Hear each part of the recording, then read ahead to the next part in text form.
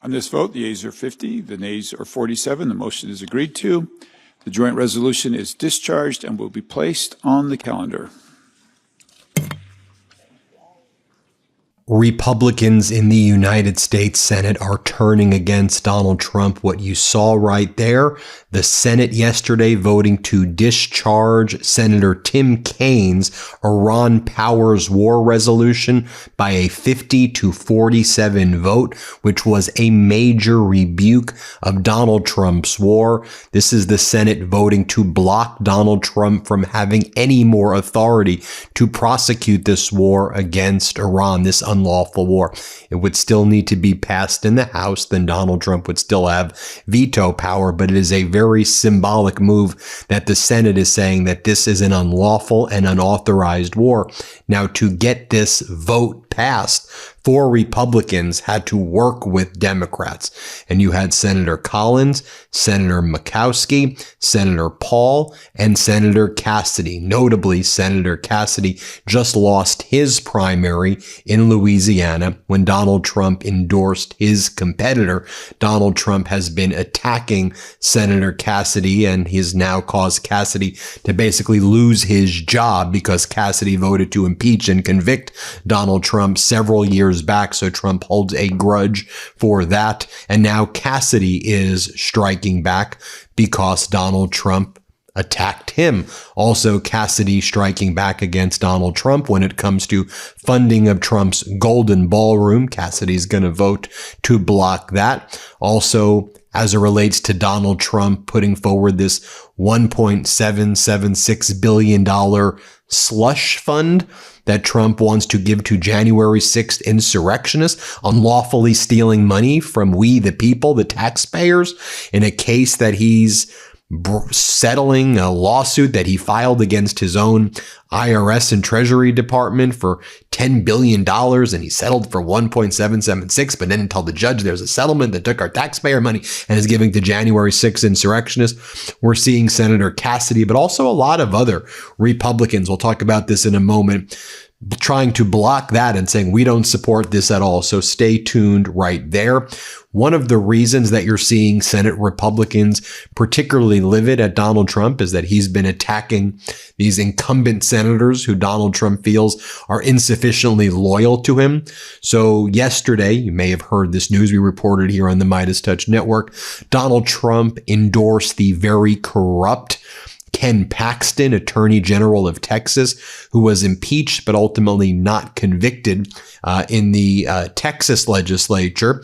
And Trump endorsed Paxton over the incumbent, Senator Cornyn. And Cornyn's been pretty loyal to Donald Trump. And he's like, well, I'm highways after you. And anyway, the National Senate Republican Committee endorse Cornyn, the incumbent, and they're putting millions of dollars to help Cornyn, who they view as a conservative guy. And Paxton, the Republicans in the Senate believe will lose to James Tallarico, the Democratic candidate running for Senate in Texas.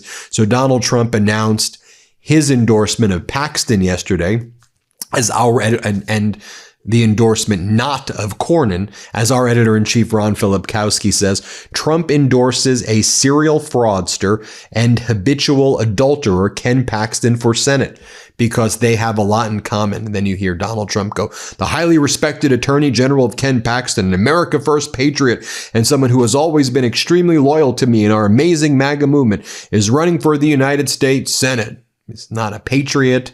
He's not a highly respected attorney general. But anyway, Donald Trump endorses Paxton, and then Senate Republicans were absolutely livid with Trump.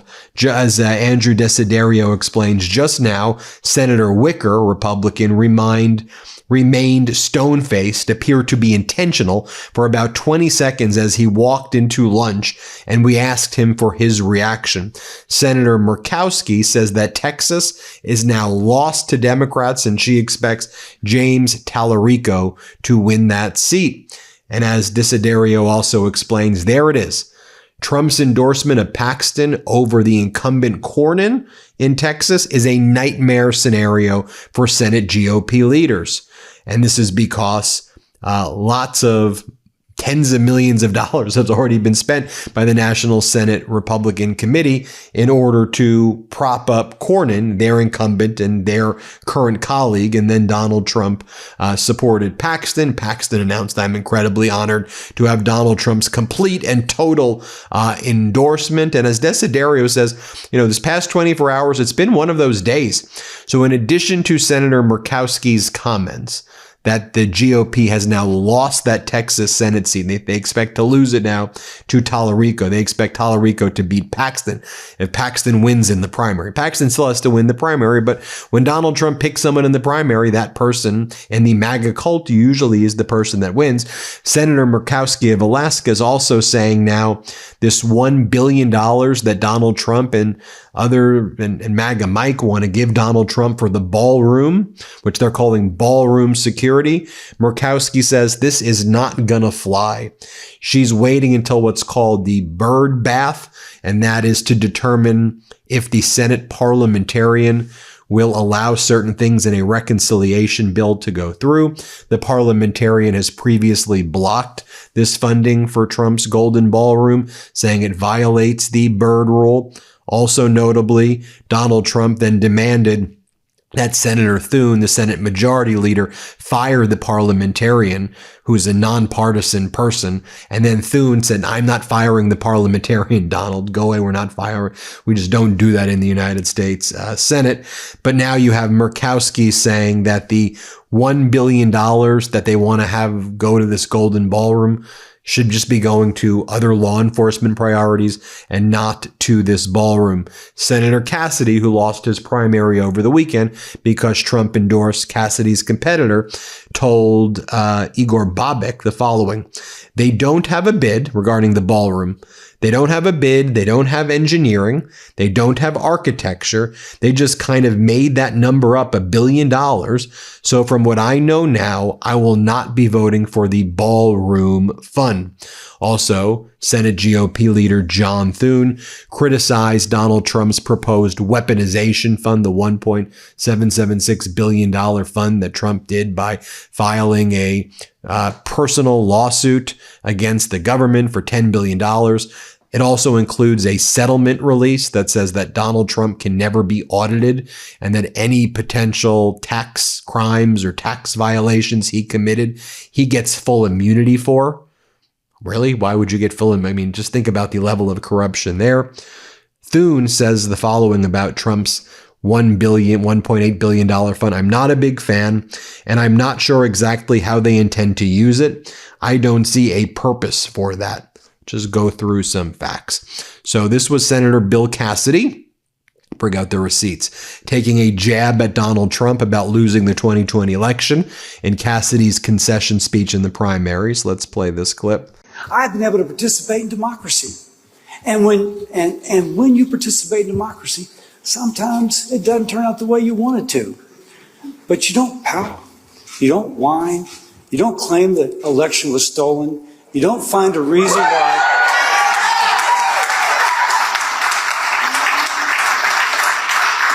You don't manufacture some excuse. You thank the voters for the privilege of representing the state or the country for as long as you've had that privilege. And that's what I'm doing right now." If you're like me, instead of learning to skateboard, you wish you were learning to write code. Instead of scraping through college, you wish you bought Bitcoin at less than a cent, or secured a few Nvidia shares before they boomed. We might be the FOMO generation, but don't miss out on protecting your future. For around the same price per month as one of your streaming services, you can break our generational cycle and secure your and your family's future by finding life insurance at SelectQuote.com. If you're new to life insurance, you're not alone. Thankfully, I found SelectQuote. For over 40 years, SelectQuote has helped more than 2 million Americans understand their options and get the coverage they need. Over $700 billion in coverage and counting. As a broker, their mission is simple: to find you the right insurance policy at the best price. SelectQuote takes the guesswork out of finding the right life insurance policy. You don't have to sort through dozens of confusing options on your own. Instead, one of their licensed agents will find the right policy at the right price for you, comparing plans from trusted, top-rated insurance companies to find a policy that fits your health, your lifestyle, and your budget. And they work for you for free. You'll be covered faster than you think. SelectQuote works with providers who offer same-day coverage, up to $2 million worth, with no medical exam required.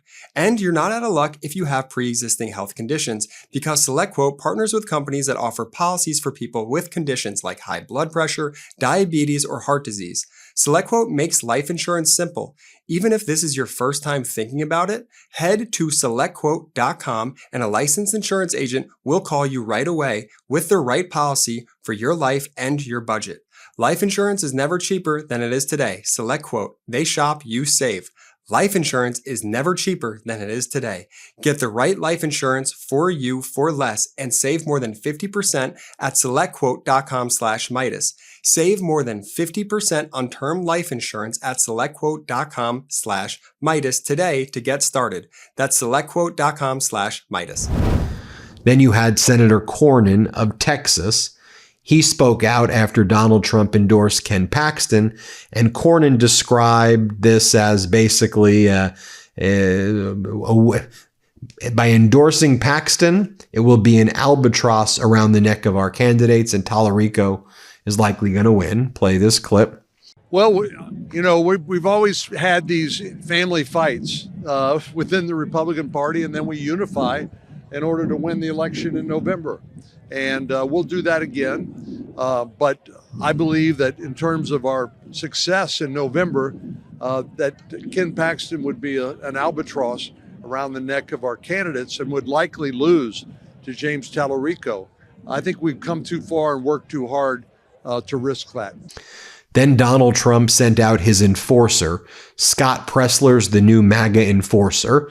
And they send this guy, he's their hammer right now. And so he's out there mocking Bill Cassidy for losing the primary because Pressler and Trump and the MAGA men were the enforcers and they got Cassidy out. And so watch what Pressler has to say here. Let's play this clip. Hey everybody, this is Scott Pressler. Breaking news, Senator Bill Cassidy has been defeated today on May 16th. This is a shot peacefully across the bow to our Senate majority leadership. And for him to come in third place shows that the people are not happy with the leadership. And then while it happened adjacent in the House of Representatives, you had Donald Trump endorse Massey's Congressmember Massey's opponent, because Republican opponent, because Massey helped release the Epstein files, and Donald Trump and the MAGAs are pro-Epstein. They're part of the Epstein class, so they went after Massey. And Massey also had a warning to to Trump and his crew, which is, if you saw what I've been able to accomplish so far in the first 6 months of this year, I still have 7 months I'm going to be a Congress member. So just wait until you see what I do to you guys. Here, play this clip. And we need basic decency. We need basic decency. That's what the Epstein Files Transparency Act was all about. By the way, today is the 6-month anniversary of the Epstein Files Transparency Act. We've taken out 24 CEOs, an ambassador, a prince, a prime minister, a minister of culture. And that was just 6 months. I got 7 months left in Congress.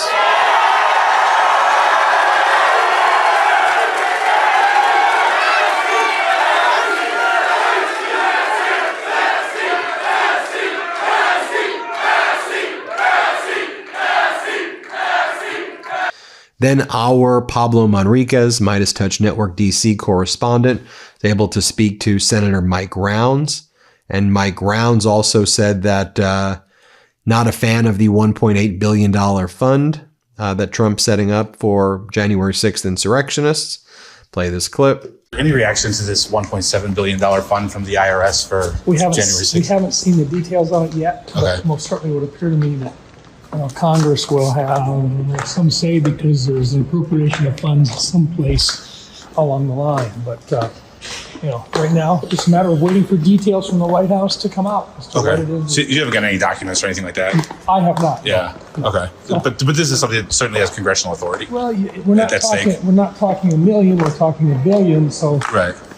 In this particular case, even Congress pays attention to that.